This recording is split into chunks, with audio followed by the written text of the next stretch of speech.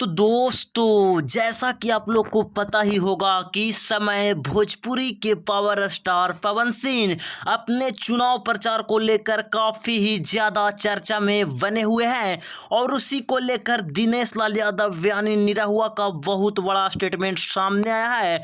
और वहीं दोस्तों मैं आप सभी को जानकारी के लिए बता दूं कि जैसा कि यह खबर सोशल मीडिया पे बहुत ही तेज़ी से वायरल हो रहा था कि आखिरकार दोस्तों भोजपुरी के पावर स्टार पवन सिंह कहां से चुनाव लड़ने वाले हैं। तो दोस्तों मैं आप सभी को फाइनली बता दूं कि भोजपुरी के पावर स्टार पवन सिंह आसनसोल से ही चुनाव लड़ने वाले हैं। और वहीं दोस्तों मीडिया रिपोर्ट के माने तो बताया जा रहा है कि पावर स्टार पवन सिंह के साथ उनकी पत्नी ज्योति सिंह भी चुनाव प्रचार में आप लोग के बीच नजर आने वाले हैं। और इस बार दोस्तों दोनों मिलकर बहुत ही बड़ा धमाका करने वाले हैं। तो दोस्तों आप लोग इस पे क्या कहना चाहेंगे कमेंट करके जरूर बताएं।